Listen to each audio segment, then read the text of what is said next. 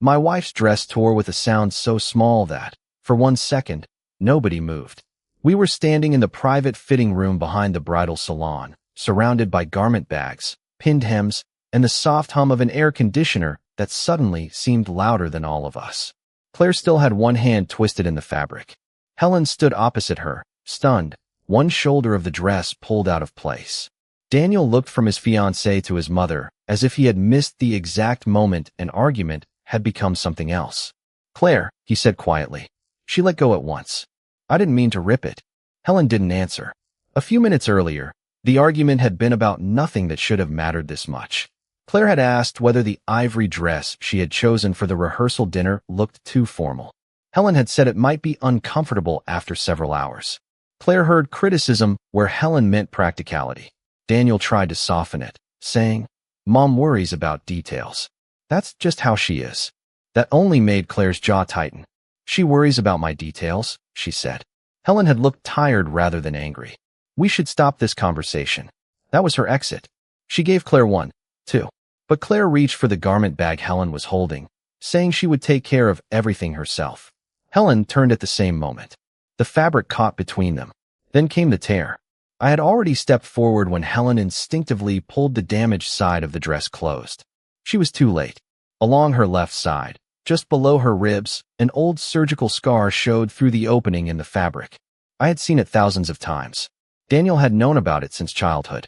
To us, it belonged to Helen the way the small lines around her eyes did. Part of a life, she rarely explained. Claire reacted as if someone had struck her. The anger disappeared from her face so completely that I wondered if she felt faint. Her fingers loosened at her sides. "What is it?" Daniel asked. Claire didn't seem to hear him. She stared at the scar. Helen finally looked down, then pulled the torn fabric together with both hands. "Claire," I said. Her eyes filled before she blinked the tears away. "That scar," she whispered. Helen's expression changed from hurt to confusion. "What about it?" Claire took half a step closer, then stopped herself. For the first time since we had entered that room, she looked frightened. Not embarrassed. Not guilty. Frightened. She looked at Helen's face as if trying to match it to something buried far back in her memory. Daniel moved beside her. "Claire, what are you talking about?" She swallowed. When she spoke again, her voice was barely audible. "You saved me." Nobody answered. Helen's hands froze against the torn dress. I looked at my wife, then at the young woman who was supposed to marry our son in less than 2 weeks, and realized with a cold certainty that whatever argument had brought us into that room was no longer the most important thing happening there. 3 weeks earlier, I would have said the biggest problem between Helen and Claire was that neither of them believed the other one meant exactly what she said. Daniel and Claire had been together long enough that we knew the wedding was not an impulsive decision. Helen never tried to stop it. She never questioned whether Claire was good enough for our son, never demanded changes to the guest list, and never treated the wedding as if it belonged to her. If anything, she went too far in the opposite direction. Years earlier, when Daniel first began making serious decisions without us, Helen had promised him she would not become the kind of mother who confused love with permission to interfere. So whenever Claire asked what she thought about flowers, seating, dresses, or the rehearsal dinner, Helen answered briefly and then stepped back. Claire noticed the stepping back more than the answer. I first understood how differently they were reading each other during an afternoon of wedding errands. We had been standing around longer than expected when Claire became unusually quiet. Her face lost some color, and she reached for the edge of a counter as if she were only resting her hand there. Helen noticed before Daniel, or I did. "When did you last eat?" she asked. Claire looked surprised. "I'm fine." That wasn't what I asked. There was no panic in Helen's voice. She guided Claire into a chair, asked a few simple questions, and had Daniel bring her water and something to eat. When Claire mentioned that she sometimes reacted badly to certain medications and foods, Helen asked exactly what happened and how quickly. She listened the way she used to when she was working as a nurse, calm, specific, never pretending to know more than she did. Within minutes, Claire's color returned. "Your mom is intense," she told Daniel afterward, trying to make it sound like a joke. Daniel laughed. "She was a nurse for years. Once she sees something, she can't unsee it." Helen heard him and shook her head. "I can also mind my own business." Claire smiled, but something in her expression suggested she wasn't convinced. A few days later, I saw another crack in the story Claire had built about her. One of the wedding arrangements had been changed in a way that would have pushed aside a choice Claire had made with her own mother. Helen noticed the problem and quietly asked that Claire's original choice be restored. She never told Claire she had done it. Claire found out because Daniel mentioned it later. For a moment, she seemed genuinely surprised. "She did that for me?" "Of course she did," Daniel said. "Mom isn't trying to take over your wedding. It should have helped." "Instead," Daniel added, "she just doesn't always know how to show she cares." I watched Claire absorb that sentence. It gave her two possible versions of Helen, a woman deliberately respecting her boundaries, or a woman tolerating her because Daniel had chosen her. Claire kept choosing the second. Helen didn't make it easier. When I told her she might need to be more direct, she sighed. "David, this is their marriage. I'm not going to audition for a place in it." I understood what she meant. Claire didn't. And by the week of the final fitting, every short answer from Helen sounded to Claire like judgment, while every attempt Helen made to step back looked like proof that she had never wanted Claire close in the first place. By the week of the final fitting, the tension had stopped being something only I noticed. It surfaced whenever Claire asked Helen for an opinion and then seemed to brace herself before the answer came. The worst moment started with the rehearsal dinner. Claire had chosen an ivory dress because its simple cut reminded her of something her mother had worn when Claire was young. Helen studied it and asked whether the fabric might become uncomfortable after several hours. That was all she said. Claire's expression hardened. "You don't like it." "I didn't say that." "You never say it directly." Helen looked at her. "Say what directly?" Claire glanced at Daniel before answering. "That none of this is what you would have chosen." Daniel stepped in immediately. "Claire, Mom is talking about the fabric." "I can answer for myself," Helen said, not sharply, but Daniel had already turned toward Claire. "She doesn't mean anything by it." I saw Helen's face tighten. Daniel had used that phrase so often that it had become gasoline disguised as water. If Helen never meant anything by her words, then Claire was left to decide what those words secretly meant. Later, one of Claire's relatives, after hearing only part of the exchange, tried to comfort her by saying some mothers never really accepted that their sons were building families of their own. It was meant as sympathy, not accusation, but Claire carried it with her. I knew because her next conversation with Helen was different. She no longer sounded uncertain. She sounded as though she had solved something.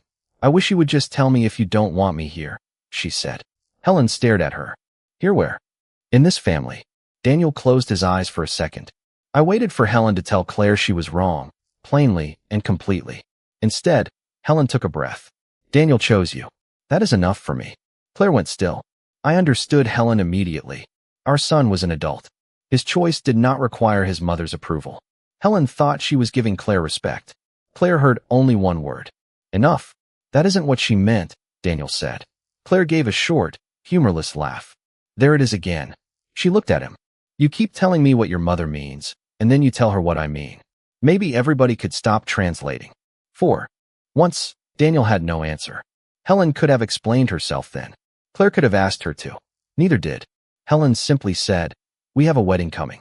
I don't want every disagreement turned into a test of whether I approve of you." Claire nodded, but her eyes had already closed around another interpretation. To her, Helen was not denying the rejection. She was merely asking her to stop talking about it. The final fitting arrived with all of that sitting between them. I could feel it before anyone raised a voice. Daniel tried to keep the conversation light. I stayed mostly out of the way. Helen answered questions carefully, perhaps too carefully, and Claire watched every pause. Then came the comment about whether Claire's rehearsal dress would be comfortable for several hours. Claire heard criticism. Daniel tried to explain Helen again. Helen asked them to stop the conversation. Claire reached for the garment bag in Helen's hands. Helen turned. The fabric caught, and in one careless, angry second, everything Claire believed about my wife was about to collide with something none of us knew. The fabric caught exactly as I remembered it, followed by that small tearing sound and the silence that seemed to swallow the room. Claire released the garment bag. Helen pulled the damaged side of her dress together, but not before the old scar beneath her left ribs was visible.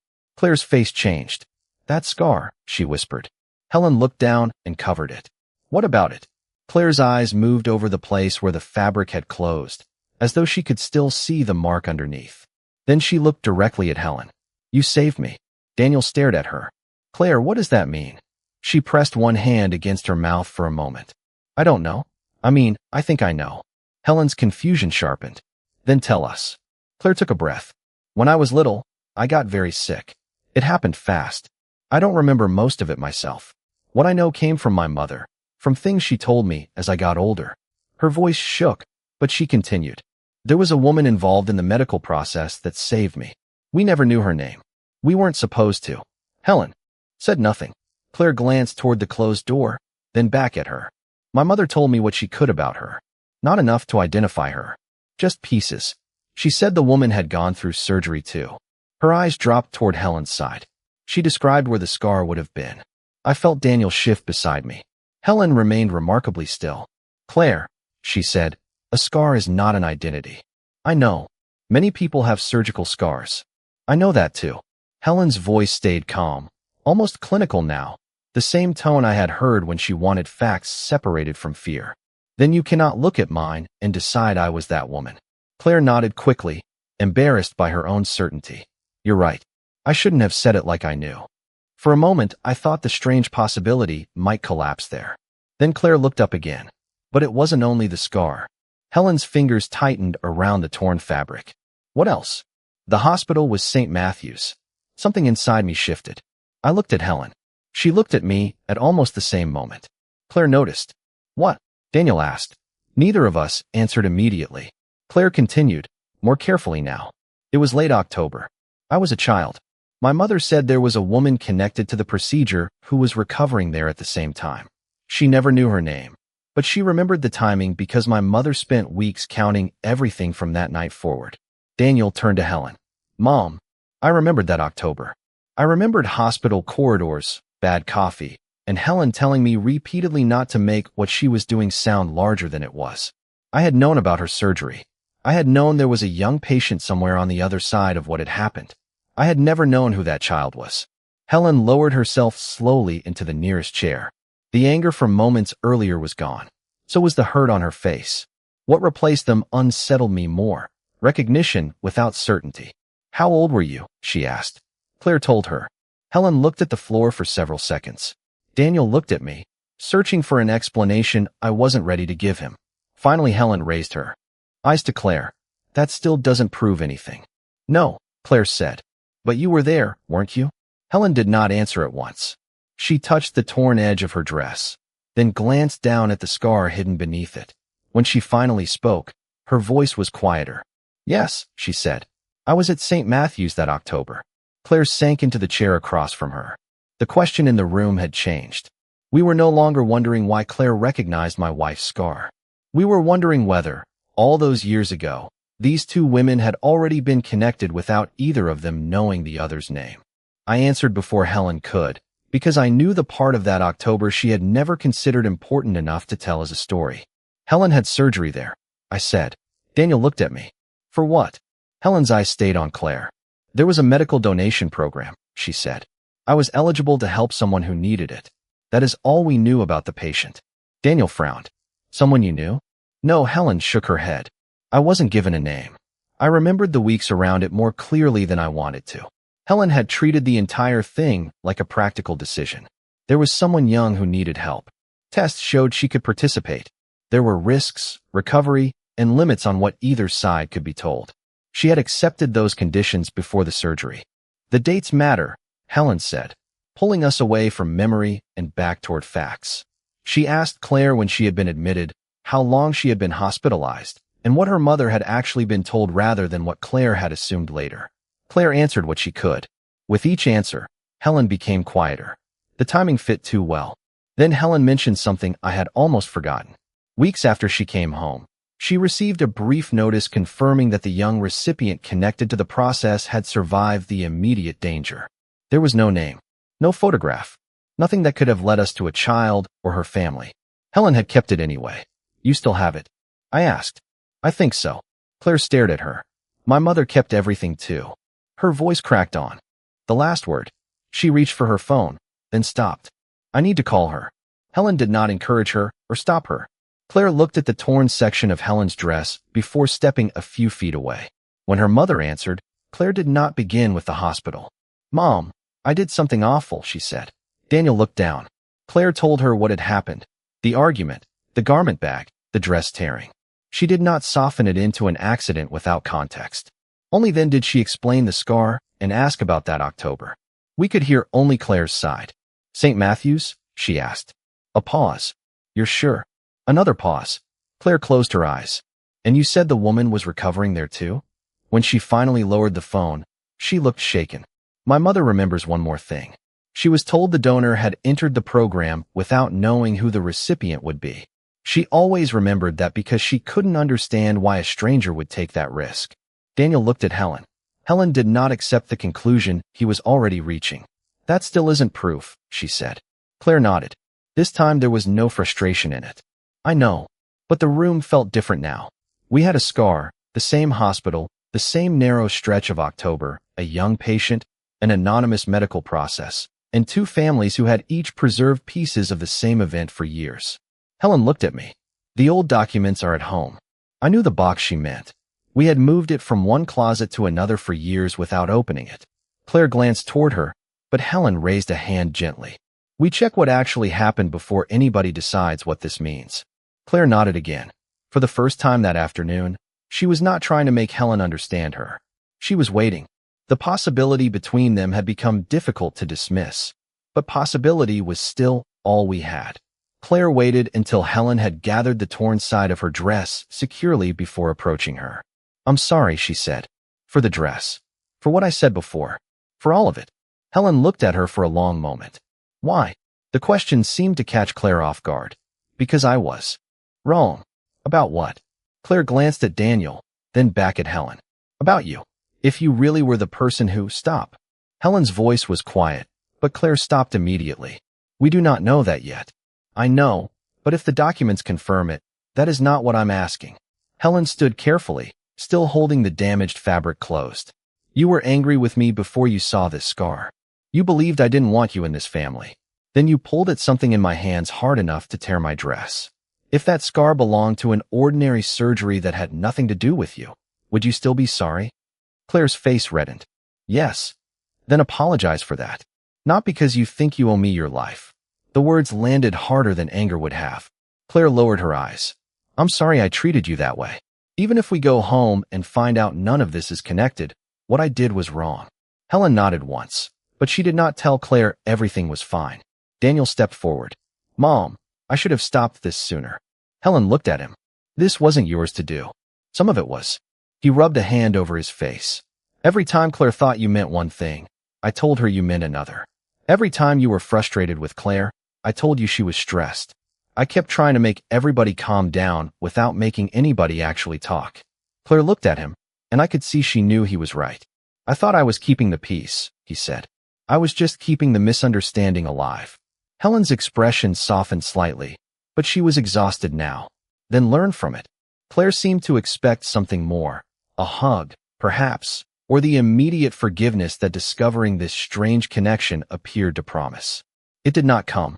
Helen picked up her coat. I want to go home. Claire's face fell. Helen, I'm not punishing you. Helen looked at her directly.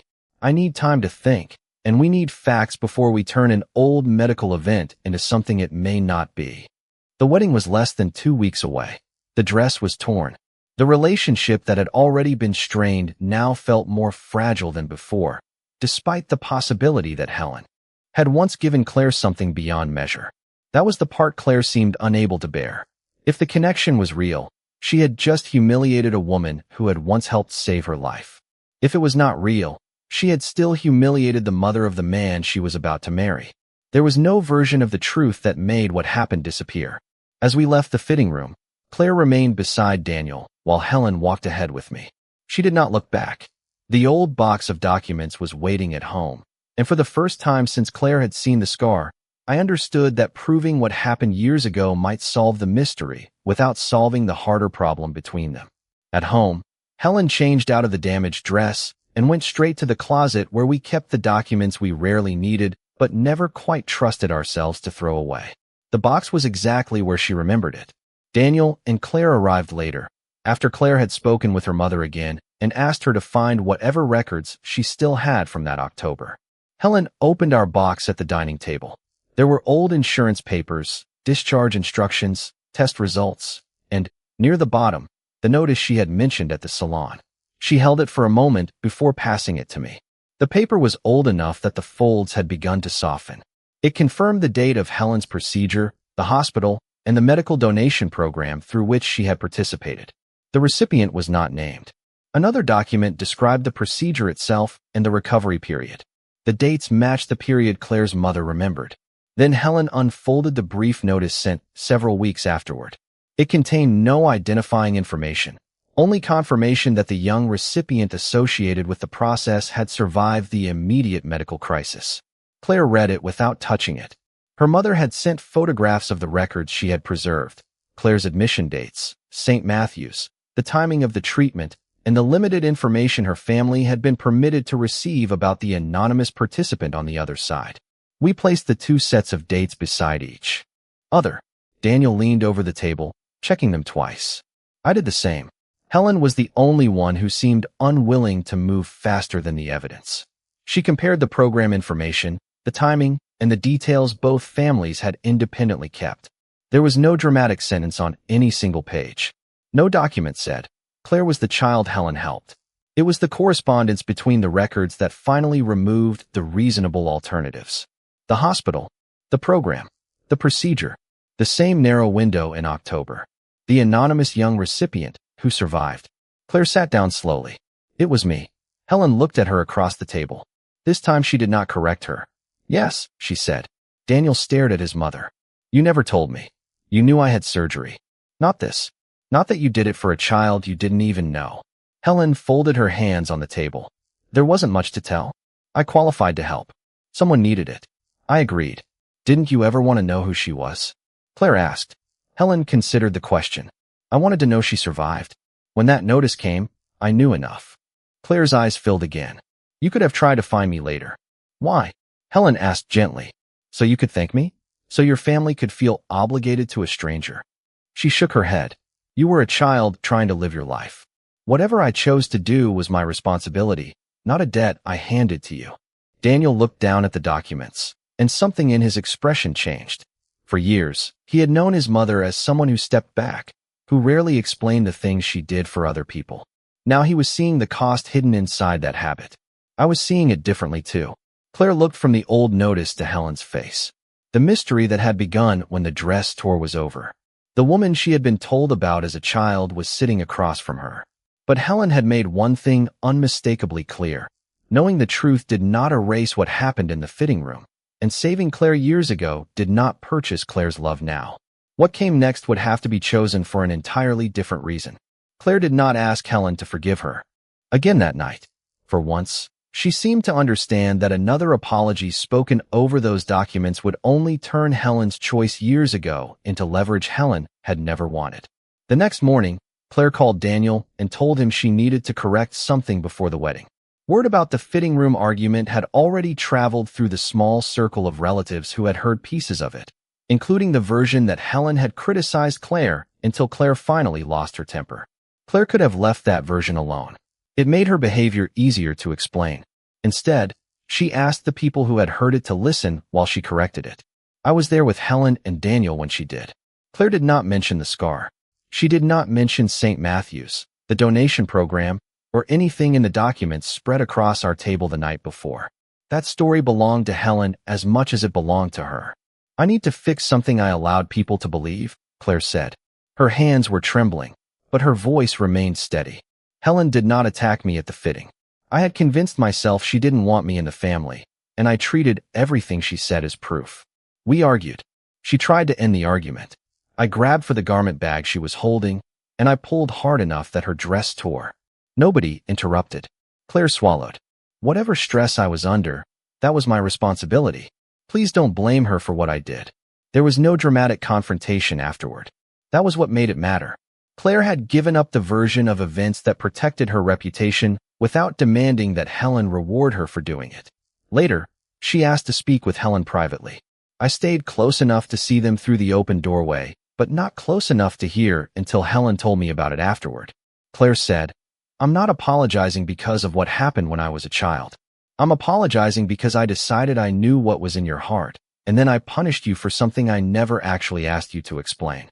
Helen listened. Claire continued. If that scar had meant nothing to me, I still would have been wrong. That was the apology Helen had been waiting for. Not gratitude disguised as remorse. Not a debt. Responsibility.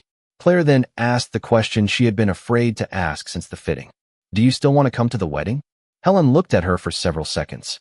Claire, you do not have to spend the rest of your life paying me back for something I chose before I knew your name. Claire's eyes filled. Helen went on. And I don't want a daughter-in-law who thinks she has to agree with me because of it. If we're going to be family, you ask me what I mean instead of deciding for me. And I'll tell you what I mean instead of stepping so far back that you have to guess. Claire gave a shaky laugh. That sounds harder than owing you forever. Probably.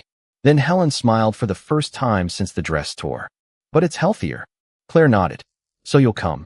Helen's smile faded into something quieter and warmer. My son is getting married. Of course I'll come. When Claire stepped out of the room, Daniel started toward her, ready once again to ask what had been said. She stopped him gently. Your mother and I handled it. Daniel looked toward Helen, then back at Claire, and nodded. For the first time in weeks, he did not translate for either of them. The wedding was still less than 2 weeks away. The dress still needed repairing. Nothing that had happened had vanished. But the balance between them had changed because Claire had finally chosen to correct the harm without asking the past to excuse it. The repair was finished 3 days before the wedding. When Helen brought the dress home, she hung it near the bedroom window and ran her fingers over the place where the fabric had torn.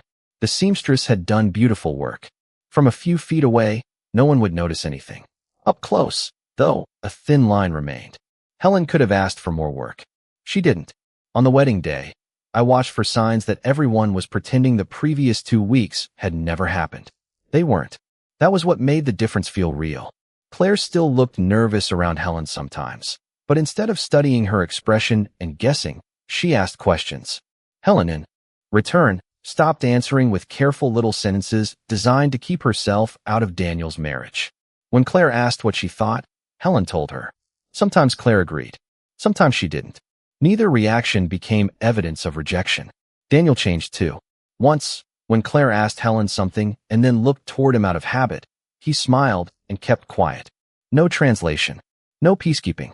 Just 2 adults having their own conversation. The story of St. Matthew's remained private. Claire did not turn Helen's surgery into a wedding speech or tell guests that the woman standing beside the groom had once helped save the bride's life. Helen had never wanted gratitude performed in public, and Claire finally understood the difference between honoring someone and making their private sacrifice part of your own story. After the ceremony, when the noise had shifted toward dinner and photographs, I found Helen and Claire together near a quiet hallway. Claire was looking at the repaired section of Helen's dress. You can still see it, she said. Helen glanced down. Only if you're looking for it. The seamstress could probably redo it. Helen smiled. I know. Claire touched the fabric lightly, careful this time. You don't want her to? No. Claire looked at her, waiting. Helen didn't explain immediately. She rarely did. Then she said, something being repaired doesn't mean it has to look like it was never damaged. Claire's eyes moved briefly toward the place beneath the dress where she knew the older scar remained. She didn't mention it. She didn't need to. That scar had answered the mystery between them, but it had not repaired their relationship. Claire's choice afterward had begun doing that. She reached up and gently straightened the fabric at Helen's shoulder. There. Helen looked down at herself. Better. Much. From across the room, Daniel caught Claire's eye. For an instant I expected him to come over and ask whether everything was all right. He didn't. Claire smiled at him, then turned back to Helen. Someone called for the family to gather for another photograph. Months earlier, Helen probably would have waited for Claire to go first, giving her space because she believed that was the respectful thing to do.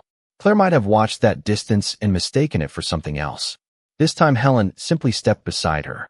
Claire did not look surprised. They walked back toward the others together, not as 2 women magically transformed by an old secret, and not as debtor and savior. They were becoming family in the less dramatic way that actually mattered, by telling the truth before assumptions could speak for them. I followed a few steps behind. Just before they reached Daniel, Claire noticed the small repaired seam once more. She smiled and left it alone.